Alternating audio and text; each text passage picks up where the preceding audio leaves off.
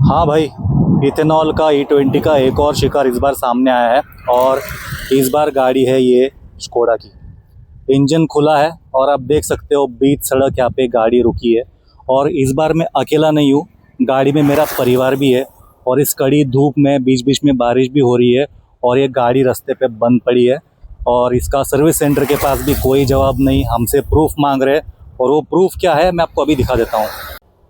सितंबर 2024 की गाड़ी है और यहाँ पे क्लियरली लिखा है E5 E10 से लेके E20 तक इथेनॉल ये गाड़ी झेल सकती है। E20 कंप्लाइंट गाड़ी है और E20 कंप्लाइंट होने के बावजूद इसका इंजन खुला का खुला है।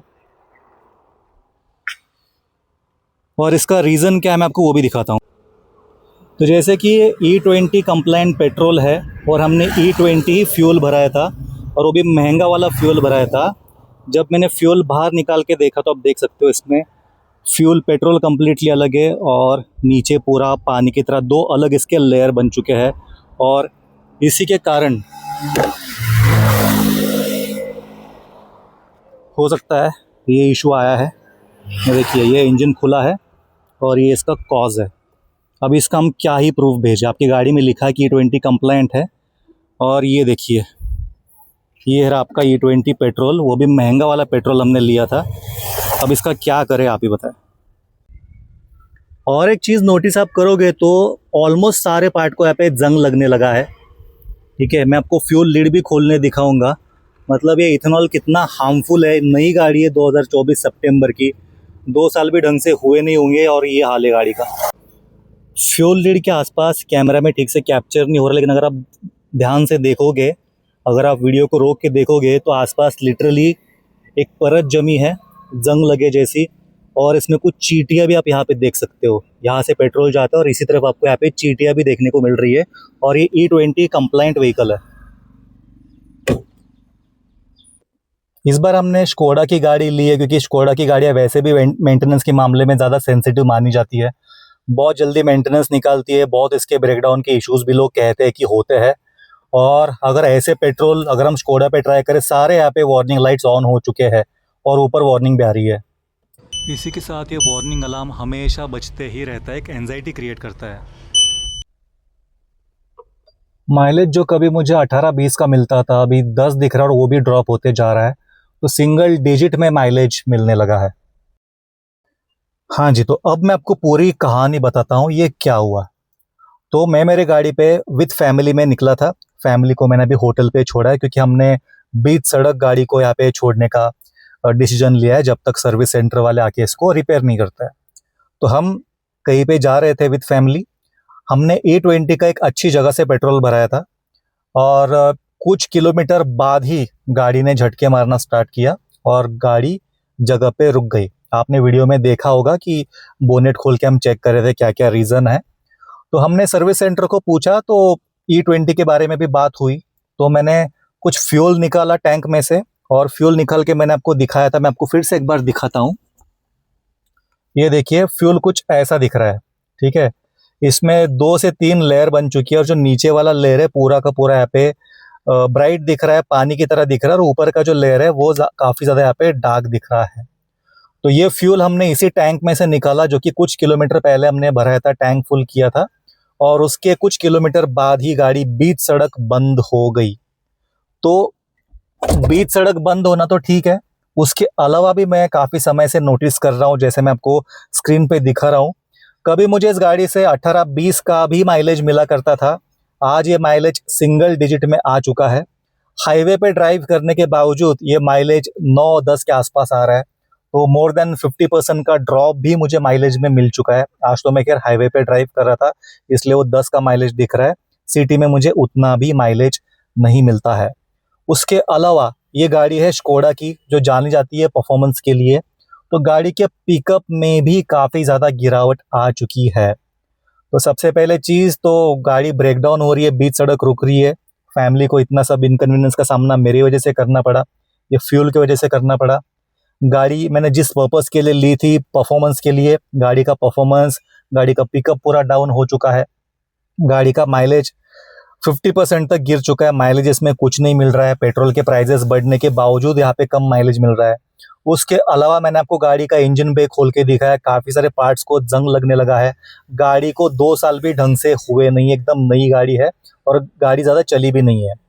मैंने आपको फ्यूल लीड भी खोल के दिखाया, वहाँ पे भी चींटियाँ लगी है लिटरली। तो ये सब चीज़ें आपने अपने आँखों से देखी। उसके अलावा मैंने गाड़ी का क्लस्टर ऑन करके दिखाया तो सारे वार्निंग लाइट्स भी ऑन हो चुके थे। उसके अलावा चलती गाड़ी में हमेशा एक वार्निंग साइन, एक वार्निंग अलार्म बजते रहता है, जो कि आपको पूरे ड्राइविंग को एक एंजाइटी क्रिएट करने में और आपका सर दर्द बढ़ाने में आपकी हेल्प करता है। हमेशा वार्निंग साइन बजते रहता है। तो इतने सारे इश्यूज मैं फिर से समराइज करता हूँ। गाड़ी का बीच सड़क बंद होना, गाड़ी का माइलेज 50% से ज़्यादा घटना, सिंगल डिजिट में माइलेज आना, सारे वार्निंग साइंस ऑन होना, गाड़ी का पावर एंड परफॉर्मेंस घटना, इंजन पार्ट में रस्टिंग होना, जंग लगना और फ्यूल लीड के पास चींटियाँ लगना, ये सारी चीज़ें आपने अपनी आंखों से देखी। इसके अलावा मैंने आपको फ्यूल भी निकाल के दिखाया। फ्यूल 2 अलग अलग लेयर में दिख रहा है। तो ये जो चीज़ें मैंने अभी दिखाई, आपने अपने आंखों से देखी, क्या ये चीज़ें आपने खुद कभी एक्सपीरियंस की है? ऑनेस्टली कमेंट करके बताना कि इनमें से क्या-क्या चीज़ें आपने एक्सपीरियंस की है, हमें कमेंट करके बताना। अगर आपकी गाड़ी बीच सड़क बंद हुई है, वो भी कमेंट करके बताइए। अगर आपकी गाड़ी को कोई भी अब तक प्रॉब्लम आया नहीं है, वो भी कमेंट करके बताइए। या फिर आपकी गाड़ी में पिछले 1.5 साल से क्या-क्या दिक्कतें आ रही है, प्लीज़ हमें कमेंट करके बताइए। लेकिन मैं जेन्युइनली जानना चाहता हूँ, जो चीज़ आज मैंने आपको दिखाई, क्या आपने कभी एक्सपीरियंस की? या फिर आप जितने भी लोगों को जानते हो, उनमें से कितने लोगों ने सेम चीज़ एक्सपीरियंस की है? वो प्लीज़ कमेंट करके बताइए। और मैं कमेंट करने के लिए इसलिए रिक्वेस्ट कर रहा हूँ क्योंकि ये टॉपिक बहुत ही सेंसिटिव है और एक डीप डिस्कशन में करने वाला हूँ ये पूरे इथेनॉल और E20 मैटर के ऊपर। हो सकता है मेरे वीडियो को ब्लॉक किया जाए, रिपोर्ट किया जाए, चैनल से डिलीट किया जाए, चैनल को स्ट्राइक दिया जाए, कुछ भी हो सकता है। लेकिन कोई इसके बारे में बात नहीं करेगा तो बातें और बिगड़ती जाएगी और इसके बारे में जेन्युइन बात रखना बहुत ही ज़रूरी है। हो सकता है काफ़ी लोग मुझसे डिसएग्री करें, मुझे कमेंट में गालियाँ बकें, फिर भी आज ये चीज़ आप तक पहुंचाना काफ़ी ज़रूरी है। आप इससे अग्री करो या फिर ना करो, लेकिन रियलिटी आप तक पहुंचना बहुत ही ज़्यादा ज़रूरी है। तो एक छोटे से इंट्रो के बाद हम इसके बारे में डिस्कस करेंगे। जो मैंने एक्सपीरियंस किया, क्या वो सच था कि झूठ, और उसके पीछे का एक्चुअल रीज़न क्या है। मेरी गाड़ी ब्रेकडाउन क्यों हुई, ये पेट्रोल ऐसे 2 लेयर में क्यों दिख रहा है और गाड़ी में चींटियाँ, जंग वगैरह क्यों लगा है, 2 साल पुरानी गाड़ी है केवल। ये सब हम डिटेल में स्टेप बाय स्टेप डिस्कस करेंगे और उसका मैं आपको कंक्लूजन भी बताऊंगा और उसके बाद हो सकता है कि आपका माइंडसेट कंप्लीटली चेंज हो जाए। तो आगे बढ़ते हैं टॉपिक की तरफ एक छोटे से इंट्रो के साथ।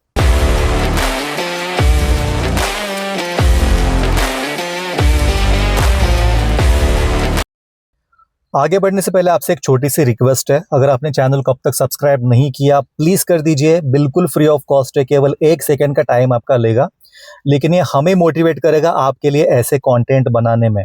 आज का ये जो कंटेंट है हम काफ़ी रिस्क लेके बना रहे हैं। हो सकता है ये वीडियो अपलोड होने के बाद, रिलीज़ होने के बाद हमारा चैनल ही डिलीट किया जाए। हो सकता है कि हमारे चैनल को स्ट्राइक मार दिया जाए, ये वीडियो डिलीट करने की रिक्वेस्ट भेज दी जाए। और हो सकता है जो सत्ताधारी पार्टी है उनके फॉलोअर्स और जो अपोजिशन पार्टी है उनके फॉलोअर्स हमारे पीछे हाथ धो के लग जाए। तो हम काफ़ी रिस्क लेके वीडियो बना रहे हैं क्योंकि आज के इस वीडियो के बाद ये चीज़ें काफ़ी सारे लोगों को चुभने वाली है और वो कमेंट सेक्शन में भी आपको देखने को मिलेगा।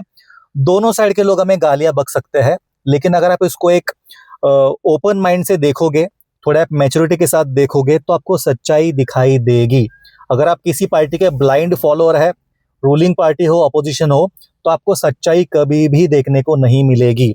तो आज का ये वीडियो उनके लिए है जो ये सारे बसड़ में से, जो भी ये कन्फ्यूजन चल रहा है उसमें से रियलिटी देखना चाहते हैं।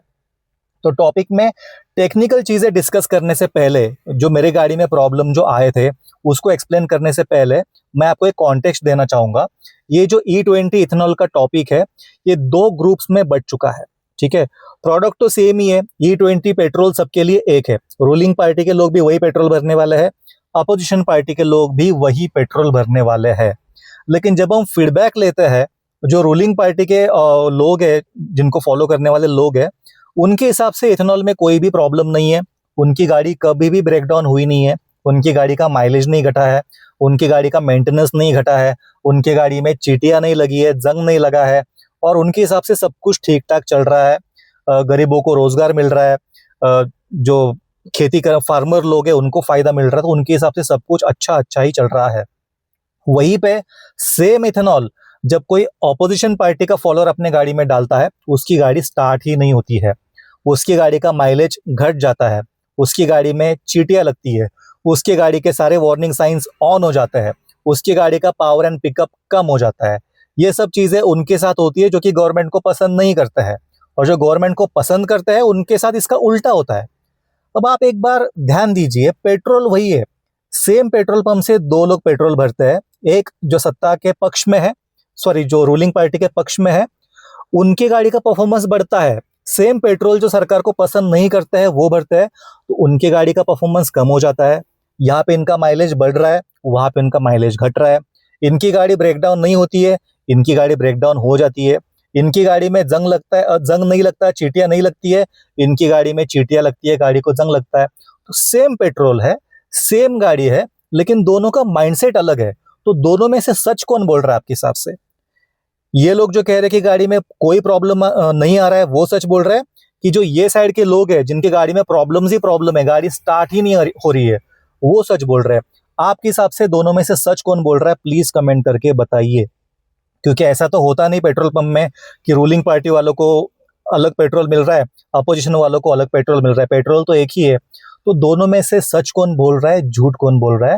ये जो सच्चाई है इसी के बीच में छुपी है, और उसी को एक्सप्लेन करने के लिए मैंने ये खास वीडियो आपके लिए बनाया है डेमो के साथ। तो इसके पहले मैं टॉपिक एक्सप्लेन करने लगूं, अगर आप किसी पार्टी के ब्लाइंड फॉलोअर हो तो मैं आपको रिक्वेस्ट करूंगा आप इस वीडियो को यहीं पे छोड़ के चले जाए, क्योंकि वीडियो में आगे जो मैं आपको बातें बोलूंगा आपको शायद से पसंद नहीं आएगी, और आप अपना बर्ताव हमारे कमेंट सेक्शन में दिखा सकते हो। नो मैटर आप कौन से पार्टी को सपोर्ट करते हो, रूलिंग पार्टी को सपोर्ट करते हो, अपोजिशन पार्टी को सपोर्ट करते हो, अगर आप किसी पार्टी के सपोर्टर हो और आप उसी एंगल से इस टॉपिक को देखना चाहते हो, तो मैं रिक्वेस्ट करूंगा कि प्लीज आप इस वीडियो को यहीं पे छोड़ के चले जाए। अगर आपको इस टॉपिक को ध्यान से समझना होगा तो अपने अपने पॉलिटिकल व्यूज को साइड में रख के समझना होगा। तो आई होप कि आपको ये चीज क्लियर हो गई रहेगी। यहाँ पे हम किसी भी पार्टी की बात नहीं करेंगे, हम प्योरली इथेनॉल और E20 की ही बात करेंगे, ताकि आपको ज्यादा क्लैरिटी मिले। तो सबसे पहले बात करते हैं माइलेज की। अगर आपसे कोई ऐसा कहता है कि हमारे गाड़ी का माइलेज बिल्कुल भी नहीं घटा है, तो वो साफ झूठ बोल रहा है। या फिर कोई आपको ऐसा कहता है कि हमारे गाड़ी का माइलेज 20 का मिलता था पहले, अभी 10 का हो चुका है, 10 से कम मिल रहा है, 50% से घटा है, तो वो भी झूठ बोल रहा है। मैं आपको रियलिटी बताता हूँ। ये जो इथेनॉल है उसकी ब्लेंडिंग आजकल से स्टार्ट नहीं हुई है, 2001 से ही इसके ऊपर काम गवर्नमेंट ने स्टार्ट किया था, और 2001 से लेकर 2026 तक काफी सारे सरकारें आई और गई, और सबने इसके ऊपर कुछ ना कुछ काम किया है। तो इथेनॉल की ब्लेंडिंग 2001 से ही स्टार्ट हो चुकी थी, 5% 10% से बढ़ के अभी 2026 में 20% तक आ चुकी है। तो आपको एक चीज आपने नोटिस की होगी, क्या आपने आज से 4-5 साल पहले किसी के मुंह से कंप्लेंट सुनी कि इथेनॉल की वजह से हमारे गाड़ी का माइलेज घटा है? नहीं सुनी ना। रियलिटी ये है कि तब भी आपकी गाड़ी में इथेनॉल डलता था, परसेंटेज कम था, लेकिन 10%, 15%, 5% जो कुछ भी हो, आपकी गाड़ी में इथेनॉल काफी सालों से डलता आ रहा है। लेकिन जो कंप्लेंट्स आ रही है माइलेज की, वो हाल फिलहाल में पिछले 1-2 साल से आ रही है, जब से E20 सोशल मीडिया पे वायरल हो चुका है। और उसका दूसरा रीजन ये भी है कि सरकार के लोग आके इतना बड़बोलापन दिखा रहा है कि हमने ये किया, 20% ब्लेंडिंग किया। इनके बड़बोलेपन के वजह से ही इनको बैकफायर झेलना पड़ रहा है। लेकिन रियलिटी ये है कि जहां तक इथेनॉल की बात है, आजकल नहीं, काफी साल, दशकों से आपकी गाड़ी में इथेनॉल डलता आ रहा है। तो अगर आज से 5 साल पहले आपको माइलेज का प्रॉब्लम नहीं था, तो सडनली 2 साल में माइलेज का प्रॉब्लम कैसे आने लग गया? मैं आपको सिंपल एक्सप्लेन करता हूं। इथेनॉल से आपकी गाड़ी का माइलेज घटेगा, ये बिल्कुल सच है। जैसे जैसे ब्लेंडिंग का परसेंटेज बढ़ेगा, आज E20 है, कल E25, E30 अगर हो सकता है, तो आपकी गाड़ी का माइलेज आगे जाके और भी घटने वाला है। लेकिन इतना भी नहीं कि सीधा 50% से घट गया। आज से 3-4 साल पहले तक आपकी गाड़ी में वैसे भी 10%, 15% तक का इथेनॉल डलता ही था। तब भी आपकी गाड़ी का हो सकता है कि माइलेज घटा हो, लेकिन आपने कभी नोटिस ही ना किया हो। तो जो चीज आपको तब नोटिस में नहीं आई थी, आज भी नोटिस में नहीं आती, अगर इतने बड़बोलेपन से इसको दिखाया ना जाता। तो माइलेज घटेगा, तो बिल्कुल घटेगा। मैं मेरी गाड़ी का एग्जांपल देता हूँ। मुझे पहले इसमें 18 से 20 का हाईवे पे अच्छा खासा माइलेज मिलता था मेरे ड्राइविंग स्टाइल के हिसाब से। मैं एकदम लाइट फुट ड्राइविंग करता हूँ और सेम ड्राइविंग स्टाइल से आज की डेट में मुझे 18 तक माइलेज वैसे भी मिल जाता है। तो 1.5 से 2 किलोमीटर का फर्क मुझे पड़ा है, तो उतना ही फर्क इसमें पड़ने वाला है। आगे ब्लेंडिंग अगर और बढ़ती है और उसको 10% से और बढ़ा दो तो 2 किलोमीटर से माइलेज और घटा दो। तो यही सिंपल रेशो है। आपकी गाड़ी में इथेनॉल पहले से ही था तो माइलेज सडनली 10% ब्लेंडिंग से 50% नहीं घटने वाला है। 1-2 किलोमीटर का यहाँ पे फर्क दिख सकता है अगर आपकी गाड़ी इथेनॉल कंप्लायंट है तो।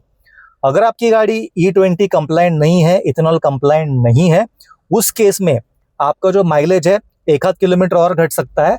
लेकिन जो मेन प्रॉब्लम आएगा वो आपकी गाड़ी के मेंटेनेंस में आएगा, क्योंकि जो गाड़ी इथेनॉल कंप्लायंट नहीं है उसके पार्ट्स में ज़्यादा खराबी आ सकती है और आपको पार्ट जल्दी रिप्लेस करने पड़ सकते हैं। लेकिन जहाँ तक माइलेज की बात है, जो गाड़ियाँ इथेनॉल कंप्लायंट नहीं है वो गाड़ियाँ भी दशकों से इथेनॉल ब्लेंडिंग पे चलते आ रही है और तब उन गाड़ियों में कोई प्रॉब्लम था नहीं। अभी 2 साल से सब प्रॉब्लम एक साथ आने लग गए। तो जहाँ तक माइलेज की बात है तो रियलिटी ये है कि माइलेज घटेगा। कितना घटेगा? कुछ परसेंटेज से घटेगा, लेकिन 50% से माइलेज डाउन नहीं होने वाला है। और आपकी गाड़ी में इथेनॉल काफ़ी समय से आप डालते आ रहे हो तो उसमें और 10% की ब्लेंडिंग बढ़ चुकी है। तो आप खुद कैलकुलेट कर लो कि उसके हिसाब से गाड़ी में माइलेज कितना घटना चाहिए। और आप में से जितने लोग पेट्रोल गाड़ी चलाते हैं प्लीज़ कमेंट करके बताना कि आज से 5 साल पहले आपकी गाड़ी का माइलेज क्या था और आज आपकी गाड़ी का माइलेज क्या मिल रहा है। एकदम रियलिस्टिक फिगर बताना, ताकि जो भी लोग इस वीडियो को देख रहे हैं उनको एक सच्चाई वाला फिगर सामने आ जाए। अब हम आगे बढ़ते हैं गाड़ी के ब्रेकडाउन वाले टॉपिक पर। अब कुछ लोगों का ये कहना है कि गाड़ियाँ बिल्कुल ख़राब नहीं हो रही है और कुछ लोगों का ये कहना है कि गाड़ियाँ स्टार्ट ही नहीं हो रही है। और आपने एक बोतल को बहुत सारे वीडियो में देखा होगा, मैं आपको फिर से दिखाता हूँ। मैं भी उसी बोतल को लेके आया जो मैंने वीडियो के स्टार्टिंग में दिखाया था, ये वाला बोतल, ठीक है। गाड़ी के ऊपर का बोतल के ऊपर का लेयर का कलर कुछ और है और नीचे आपको सिंपली ये पानी की तरह दिख रहा है। तो काफ़ी सारे लोगों का ये कहना है कि इसमें पानी और तेल अलग अलग हो जाता है, उसके वजह से गाड़ियाँ बंद हो रही है, गाड़ियाँ स्टार्ट नहीं हो रही है। तो हम ज़्यादा टेक्निकल चीज़ों में नहीं जाते हैं। सबसे पहले मुझे एक चीज़ बताइए, अगर ये फ्यूल है, अगर ऐसा ही फ्यूल मिलता है तो वैसे तो किसी भी पेट्रोल गाड़ी ने स्टार्ट ही नहीं होना चाहिए था। आप आज भी बाहर निकल के देखते हो तो मैक्सिमम गाड़ी आपको पेट्रोल ही दिखेगी। आपने कभी रोड पे देखा है कि सारी पेट्रोल गाड़ियाँ एक साथ बंद हो चुकी है पिछले 1-2 साल में? आपको कितनी गाड़ियाँ ब्रेकडाउन वाली दिखती है हाईवे पे? मुझे ऑनेस्टली कमेंट करके बताना। अगर आप आज कहीं पे ट्रैवल कर रहे हो प्लीज़ मुझे काउंट करके बताना कि आपने कितनी पेट्रोल गाड़ियाँ इस हालत में देखी कि इंजन खुला है और उसका ओनर कह रहा है कि इथेनॉल की वजह से मेरी गाड़ी स्टार्ट ही नहीं हो रही है।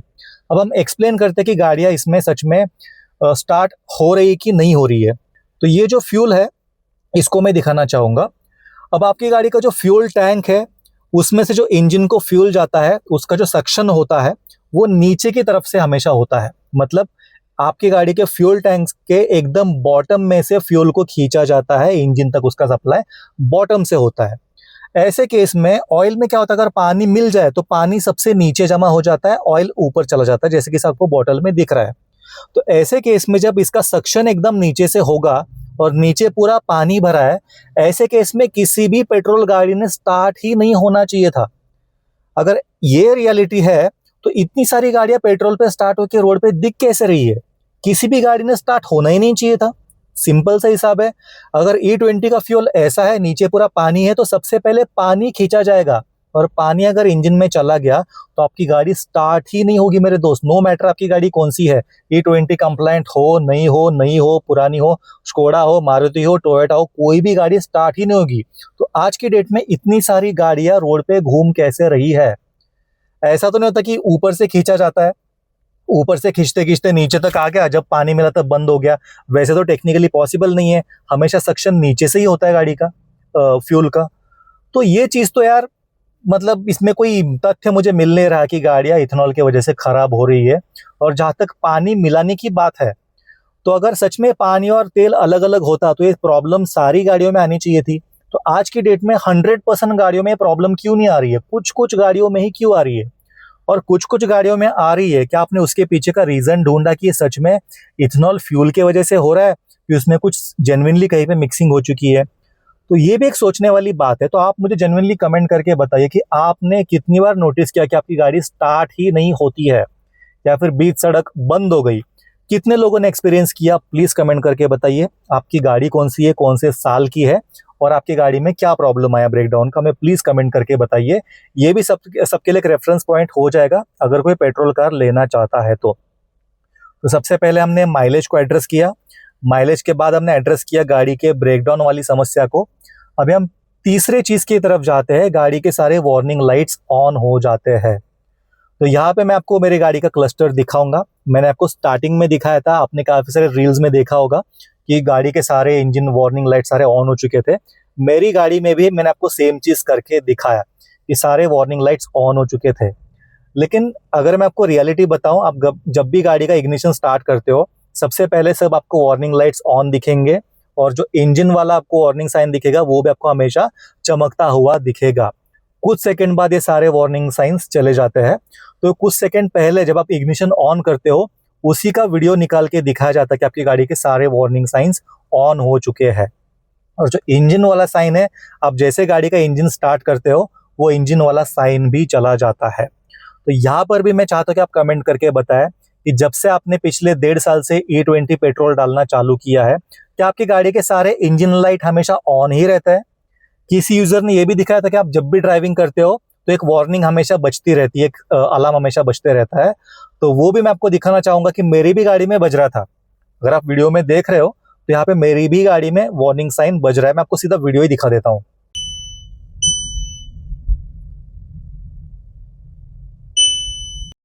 ये वार्निंग साइन का भी मैं खुलासा कर देता हूँ, मेरी गाड़ी में भी बज रहा था। लेकिन दोस्त, जब मैं सीट बेल्ट नहीं लगाता हूँ तो गाड़ी में वार्निंग साइन बजते रहता है। तो इस चीज को भी दिखाया जा रहा है कि इंजन फेलियर की वजह से चलती गाड़ी में हमेशा वार्निंग बजते रहते हैं या फिर वार्निंग लाइट सारी ऑन होती है। तो ये भी रियलिटी नहीं है। तो जो चीजें आपने अब तक रील्स में या फिर वीडियोस में देखी होगी, मैंने आपको हर एक चीज मेरे गाड़ी में भी करके दिखाया, लेकिन उसकी रियलिटी ये है कि ये इथेनॉल की वजह से नहीं हो रहा है। अब आगे चलते हैं, गाड़ी में जंग लगने वाली बात, चींटी लगने वाली बात। तो ये बात कही जा रही है कि ये पूरा गन्ने का रस है जो कि गाड़ी में डाला जा रहा है। तो दोस्त, गन्ने के रस में और इथेनॉल में जमीन आसमान का फर्क है। इथेनॉल गन्ने के रस से भी बनता है, लेकिन गन्ने का रस आपकी गाड़ी में नहीं जाता है। आप चाहो तो दोनों को पी के देखो कि आपको इथेनॉल इतना मीठा लगता है। अब सिंपल में अगर लैंग्वेज में कहूँ तो इथेनॉल एक एल्कोहल ही है। एल्कोहल जिस प्रोसेस से बनता है उसी प्रोसेस से बनाया जाता है। तो आप इसको गन्ने का रस कहने की जगह आप इसको दारू कह सकते हो। और इसका अगर आप टेस्ट देखोगे तो बिल्कुल मीठा नहीं होता। आप चाहो तो पी के देख लो अगर आपको रियलिटी जाननी हो तो। और इससे चींटियाँ बिल्कुल नहीं लगती है। आप इसको एक एक्सपेरिमेंट करके देख लो, जहाँ पे बहुत सारी ढेर सारी चींटियाँ होती है, वहाँ पे आप ये पेट्रोल डाल के देख लो, आपको सारी चींटियाँ मरी हुई मिलेगी या फिर वहाँ से भागती हुई मिलेगी। इसका स्मेल इस तरीके का होता है कि कोई भी चींटियाँ, इंसेक्ट्स इसके आसपास नहीं आते हैं। ये हो गई साइंस की बात। आप चाहो तो खुद एक्सपेरिमेंट करके देख लो।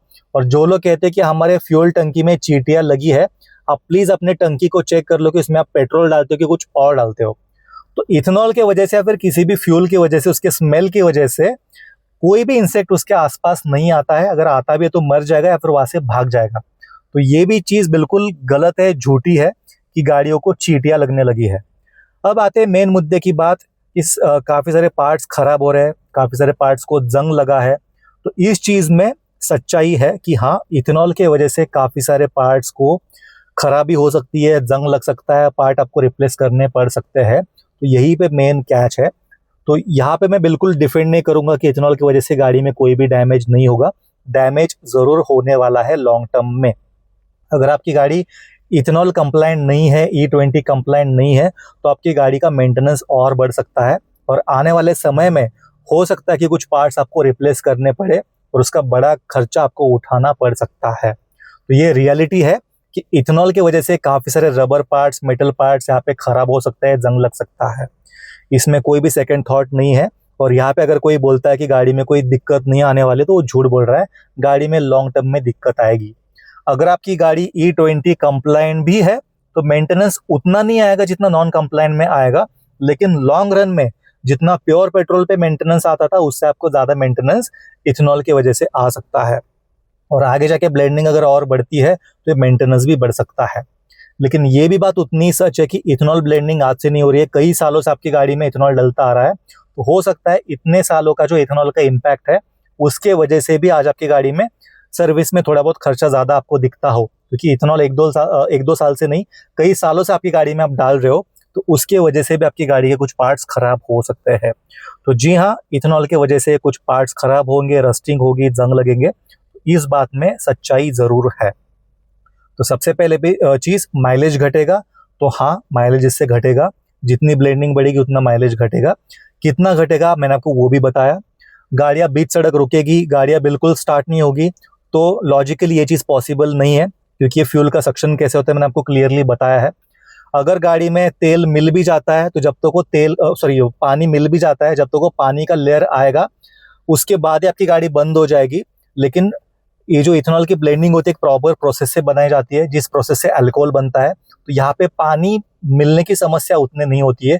कोई अगर फोर्सफुली पानी मिला नहीं जाए तो ज़रूर आपकी गाड़ी में पानी मिल जाएगा, लेकिन वैसे आपकी गाड़ी में पानी अलग तेल अलग होने की कोई संभावना वैसे तो यहाँ पे है नहीं। उसके अलावा गाड़ी में रस्टिंग होगी, ज़रूर होगी, लॉन्ग रन में आपकी गाड़ी का मेंटेनेंस यहाँ पे बढ़ सकता है।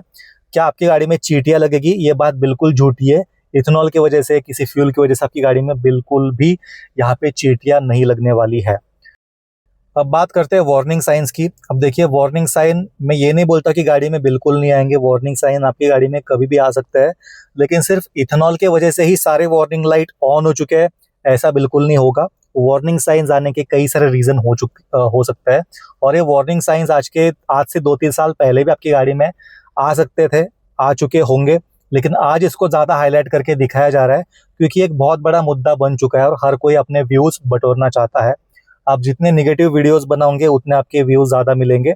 इसी चीज़ के कारण वो वार्निंग साइंस कैसे आ रही थी मैंने आपको वो भी प्रैक्टिकली करके दिखाया। वार्निंग साइन कैसे दिखाते हैं वीडियो पे, उसके पीछे की सच्चाई भी मैंने आपको बताई।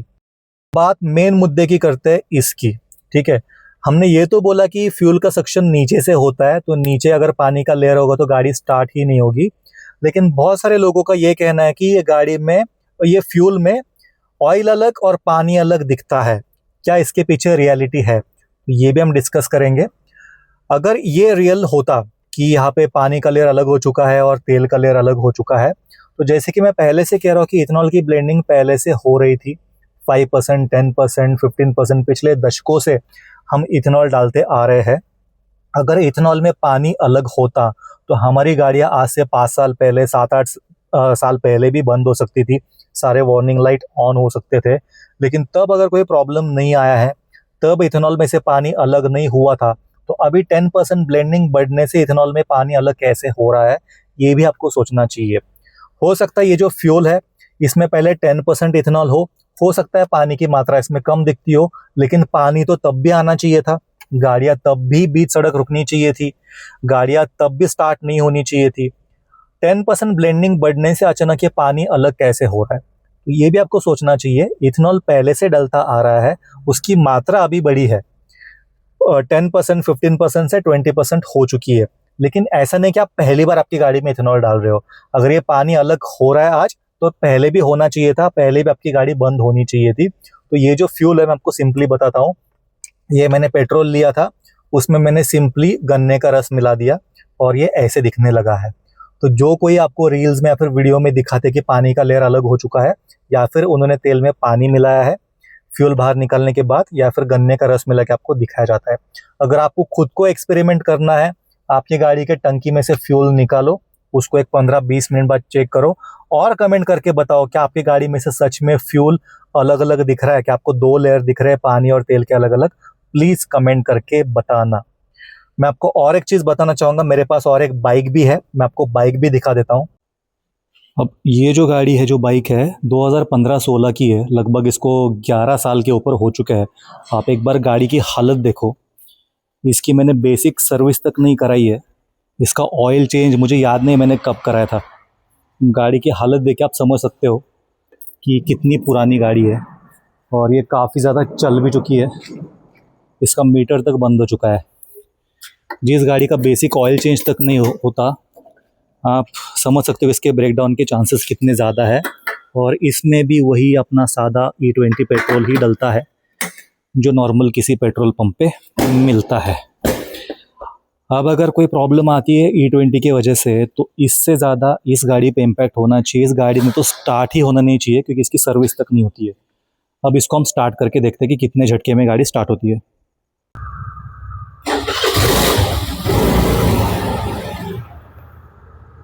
बस एक ही बारी में गाड़ी स्टार्ट होती है। इसने तो स्टार्ट होना ही नहीं चाहिए था वैसे, अगर सच में फ्यूल में कुछ प्रॉब्लम होता तो। अब मैं इस वीडियो को एक अलग पॉइंट पे लेके जाना चाहता हूँ, और इसलिए मैंने कहा कि वीडियो देख के काफ़ी लोगों को गुस्सा आ सकता है, कमेंट सेक्शन में भड़ास निकाल सकता है। जो रूलिंग पार्टी को फॉलो करते हैं वो भी, जो अपोजिशन को फॉलो करते हैं वो भी, दोनों को हमारे पॉइंट्स पसंद नहीं आएंगे, क्योंकि हमने यहाँ पे दोनों को झूठा साबित किया है। जो लोग ये कहते हैं कि गाड़ी बिल्कुल ख़राब नहीं होगी, माइलेज नहीं घटेगा, वो भी झूठे हैं। और जो लोग ये कहते हैं कि गाड़ी स्टार्ट ही नहीं होगी, वो भी झूठे है। इस दोनों के बीच के रियलिटी क्या है मैंने आपको एक्सप्लेन कर दिया है। तो मैं इसलिए आपको बार बार कह रहा हूँ कि प्लीज़ कमेंट करके बताइए कि आपके आसपास या फिर आपके साथ जो जो चीज़ें हुई पिछले 2 साल में, प्लीज़ हमें कमेंट करके बताइए, क्योंकि 10% ब्लेंडिंग से इतने सारे इश्यूज एक साथ नहीं आ सकते हैं, जहाँ तक इथेनॉल ब्लेंडिंग पहले से ही होते आ रही है। अब हम आगे चलते हैं एक डीप मुद्दे को डिस्कस करने के लिए। अब देखिए, इथेनॉल क्या है? इथेनॉल एक ऑल्टरनेटिव फ्यूल है। इसकी ज़रूरत क्यों है? नो मैटर कोई भी पार्टी आ जाए, इसका जो एंड बेनिफिट है वो हमें किस तरह से मिलने वाला है। मैं यहाँ पे सरकार को डिफेंड नहीं कर रहा हूँ, क्योंकि ये इथेनॉल का जो कॉन्सेप्ट है 2001 से चलता आ रहा है। 2001 से लेके 2026 तक कितनी सरकारें आई, कितनी सरकारें गई, आप खुद देख लो। तो ये किसी भी एक सरकार की बात नहीं है। हो सकता है आज कोई पार्टी रूलिंग पार्टी बन चुकी है, कल कोई और पार्टी आ जाए, परसों कोई और पार्टी आ जाए। तो नो मैटर कोई भी पार्टी सत्ता में आ जाए, हमारे लिए एक ऑल्टरनेटिव फ्यूल बहुत ज़्यादा ज़रूरी इसलिए है, क्योंकि हमारे देश में काफ़ी ज़्यादा डिपेंडेंसी है ऑयल इंपोर्ट की। हम खुद ऑयल नहीं बनाते हैं, दूसरे देशों से हमें इंपोर्ट करना पड़ता है। और आपने पिछले 1-2 साल में जो सिचुएशन देखी है, सप्लाई चेन जब जब डिस्टर्ब होता है, ऑयल के प्राइसेस सडनली शूट हो जाते हैं। देश दुनिया में इतने सारे ऑयल के प्राइसेस बढ़ चुके हैं, अगर टाइम रहते हम ऑल्टरनेटिव ऑप्शन नहीं देखेंगे, तो आने वाले समय में हमें भी ऑयल का काफ़ी ज़्यादा खर्चा उठाना पड़ सकता है। पेट्रोल डीजल काफ़ी महंगा हो सकता है। इसीलिए कोई भी सरकार हो, एक ऑल्टरनेटिव फ्यूल जनता के लिए लाना आज की डेट में बहुत ज़रूरी बन चुका है। मैं सिर्फ इंडिया की बात नहीं कर रहा हूँ, इंडिया के बाहर भी हर एक कंट्री, इथेनॉल हो या फिर कोई भी बायोफ्यूल हो, ऑल्टरनेटिव फ्यूल की तरफ एग्रेसिवली बढ़ रहा है। और ईवी का रिवोल्यूशन भी उसी के पीछे का एक मेन रीज़न है, क्योंकि हमारे देश में जो चीज़ नहीं बनती है उसके प्राइसेस हम कंट्रोल नहीं कर सकते हैं, कोई भी सरकार कंट्रोल नहीं कर सकती है। जो लोग आज ऑपोजिशन में हैं, कल जाके वो सत्ता में आ जाएंगे, उनके लिए भी ये उतना ही इम्पोर्टेंट है जितना अभी के सरकार के लिए। तो अपने अपने पॉलिटिकल व्यूज साइड में रख के हमें एक ऑल्टरनेटिव फ्यूल को सपोर्ट करना चाहिए। उसमें कुछ ड्रॉबैक्स हो सकता है, अगर हम सही चीज़ हाईलाइट करेंगे उसका सही सोल्यूशन मिलेगा। आज की डेट में इथेनॉल का सबसे बड़ा प्रॉब्लम क्या है? इससे माइलेज घट रहा है, और जो गाड़ियाँ इथेनॉल कंप्लायंट नहीं है उनके पार्ट्स जल्दी खराब हो रहे हैं, और आने वाले समय में उनका माइलेज और भी उनका मेंटेनेंस और भी बढ़ सकता है। तो ये इथेनॉल का जेन्युइन ड्रॉबैक है, तो हमें इसी को हाईलाइट करना चाहिए। अगर आप रूलिंग पार्टी को फॉलो भी करते हो, तो आपको सच्चाई के साथ इसको आगे रखना पड़ेगा कि भाई हमारे गाड़ियों में माइलेज घट रहा है, हमारे जेब से ज्यादा पैसा जा रहा है, हमारी गाड़ी का मेंटेनेंस बढ़ रहा है। ये आपको जेन्युइनली जो एक्चुअल रीजन है वही दिखाना चाहिए। आप अगर फालतू की चीजें बोलोगे कि इसमें पानी अलग दिख रहा है, तेल अलग दिख रहा है, तो उसको कोई भी सरकार हो सीरियसली लेगी नहीं। आप जेन्युइन चीज सच्चाई के साथ सामने रखो, उसके ऊपर काम होगा। आज की डेट में हमें इस चीज के ऊपर आवाज उठानी है कि हमारी गाड़ी के जो पार्ट्स है वो अगर खराब होते हैं तो उसका क्या, वो वारंटी में कवर होने चाहिए। जो गाड़ियां E20 कंप्लायंट नहीं भी है, तो ये डिसीजन गवर्नमेंट की तरफ से गया था, तो गवर्नमेंट ने उसका सोल्यूशन निकालना चाहिए कि हमारे पार्ट्स वारंटी में एक सर्टेन पीरियड तक रिप्लेस होने चाहिए। जो गाड़ियां E20 कंप्लायंट नहीं है उनकी भी। तो आप इस तरह से अपने पॉइंट रखोगे तो शायद उसके ऊपर आपका काम होगा। आप ये अगर बोतल दिखाओगे इसके ऊपर, कोई क्या ही करेगा यार हंसने के अलावा। तो ये चीज है। तो मैं आप सबसे रिक्वेस्ट करता हूं, आज के बाद आप जब भी कोई मुद्दा उठाओगे इथेनॉल के ऊपर, तो उसके जो मेन रीजन है, जो मेन ड्रॉबैक्स है, उसके ऊपर उठाओ। अगर आपके पास E20 कंप्लायंट गाड़ी नहीं है, तो आप इस चीज को लेके मुद्दा उठाओ कि हमारे गाड़ी के सारे पार्ट्स वारंटी में कवर होने चाहिए और इसकी जिम्मेदारी सरकार ने लेनी चाहिए। आप ऐसे पॉइंट उठाओ। माइलेज का कंसर्न जेन्युइन कंसर्न है, उसके ऊपर आप क्या रिफाइनमेंट ला सकते हो। अगर आप माइलेज नहीं ठीक कर सकते हो, एटलीस्ट आप प्राइजेस थोड़े बहुत कम कर लो ताकि हमारे जेब से उतना ही पैसा जाए। आप इस तरीके से अपने पॉइंट्स हाईलाइट कर सकते हो, तभी जाके हमको एक जेन्युइन इशू के ऊपर जेन्युइन सॉल्यूशन मिलेगा। नहीं तो सोशल मीडिया के ऊपर ये झगड़े चलते रहेंगे और हमें as a end user benefit कुछ भी नहीं मिलने वाला है। तो बात करते हैं इथेनॉल की, तो कोई भी सरकार हो, आने वाले समय में जो चीज अपने घर पे बनती है, अपने देश में बनती है, हम उसके प्राइजेस कंट्रोल कर सकते हैं। जो चीज हमें बाहर से इंपोर्ट करनी पड़े, दूसरी कंट्रीज के मनमानी के वजह से, झगड़ों के वजह से, वॉर के वजह से हमारे फ्यूल के प्राइजेस बढ़ सकते हैं और उसके ऊपर हमारा कोई भी कंट्रोल नहीं है, नो मैटर कोई भी सरकार कुर्सी पे बैठे। तो सरकार को 2 मिनट साइड में रख दो, as a user, as a consumer सोचो कि हमारे लिए ज्यादा बेनिफिशियल कौन सी चीज है। वो चीज जो अपने घर पे बनती है, अपने देश में बनती है, या फिर वो चीज जो बाहर से इंपोर्ट करनी पड़ती है और उसके प्राइसिंग के ऊपर कोई भी कंट्रोल नहीं है। आज इथेनॉल की वजह से अगर कोई भी सरकार हो, अगर हमने प्राइसिंग पे कंट्रोल पा लिया तो आने वाले समय में उसका बेनिफिट हमको ही मिलने वाला है, प्राइजेस सडनली शूट नहीं होने वाले हैं। ये जो वॉर चल रहा है, अपने देश में भी प्राइजेस बढ़े हैं, लेकिन कुछ कंट्रीज में प्राइजेस मतलब कंट्रोल के बाहर बढ़ चुके थे कि लोग उसको अफोर्ड ही कर ना पाए। और कुछ लोग ये भी कहते हैं कि बाहर की कंट्री में ऑप्शन दिया जाता है, आप E0 ले लो, E85 ले लो, E20 ले लो, तो ये ऑप्शन अपने पास भी है। तो E0 पेट्रोल आज के डेट में भी इंडिया में मिलता है, आप चाहो तो उसको भरा सकते हो, लेकिन उसका जो पर लीटर प्राइस है 160 रुपए के ऊपर जा चुका है, तो आप चाहो तो उसको भरा सकते हो। जो दूसरे कंट्री का भी वीडियो दिखा रहा है कि हमारे पास चॉइसेस है, आप E0 भराओ, E85 भराओ, E20 भराओ, तो वहाँ पे चॉइसेस है, लेकिन वहाँ पे भी प्राइजेस में डिफरेंस है मेरे दोस्त। वहाँ पे सारे फ्यूल सेम प्राइस में नहीं मिलते, थोड़ा अपना दिमाग लगाओ। सेम चीज इंडिया में भी मिलती है, आप E0 पेट्रोल भरा सकते हो, लेकिन आप में से कितने लोग E0 पेट्रोल को भरते हैं? अगर आपको सच में E20 से उतनी प्रॉब्लम है, आप E0 पेट्रोल क्यों नहीं भरते हो? क्योंकि वो महंगा है। तो सेम चीज दूसरे कंट्री में भी एप्लीकेबल है। और कुछ लोग ये कह रहे हैं कि अभी E20 से E85 होने वाला है, E100 होने वाला है, तो वो आपकी गाड़ी के लिए बिल्कुल भी नहीं है। उसके लिए फ्लेक्स फ्यूल वाली गाड़ियां आने वाली है, वो एक अलग ही गाड़ियां है, उसमें सिर्फ E85 E100 पेट्रोल ही डलेगा। आपकी गाड़ी में मैक्सिमम E30 तक का ब्लेंडिंग हो सकता है आने वाले समय में। उसके ऊपर ब्लेंडिंग शायद से आपकी गाड़ी झेल नहीं पाएगी और उसके ऊपर ब्लेंडिंग होगी भी नहीं। अब मैं आप सभी से एक रिक्वेस्ट करता हूँ, अभी जब से इथेनॉल आया है तो इथेनॉल को ही बंद करने के लिए काफी लोग प्रोटेस्ट कर रहे हैं। तो मैं आपसे एक सवाल पूछता हूँ, क्या आज की डेट में हम रेडी है 160, 170, 200 रुपए पर लीटर पेट्रोल खरीदने के लिए? शायद से नहीं, मैं तो रेडी नहीं हूँ। और ये आने वाले समय में हो सकता है अगर अपनी ऐसी डिपेंडेंसी दूसरी कंट्रीज के ऊपर बनी रही तो। और ये चीज हर एक सरकार समझती है, इसलिए मैं कह रहा हूँ 2001 से लेकर 2026 तक काफी सरकारें आई और गई, लेकिन सबने इथेनॉल के ऊपर काम किया है, क्योंकि ये एक देश की जरूरत है आने वाले समय में आपके और मेरे जैसे कंज्यूमर के लिए। तो आज हम इस ऑल्टरनेटिव फ्यूल को ही कंप्लीटली बंद कर दे तो क्या हम 160 रुपए से लेके 200 रुपए या फिर उससे भी ज्यादा पर लीटर का पेट्रोल लेने के लिए रेडी है? नहीं। इसीलिए हमारे लिए ऑल्टरनेटिव फ्यूल बहुत ज्यादा जरूरी है।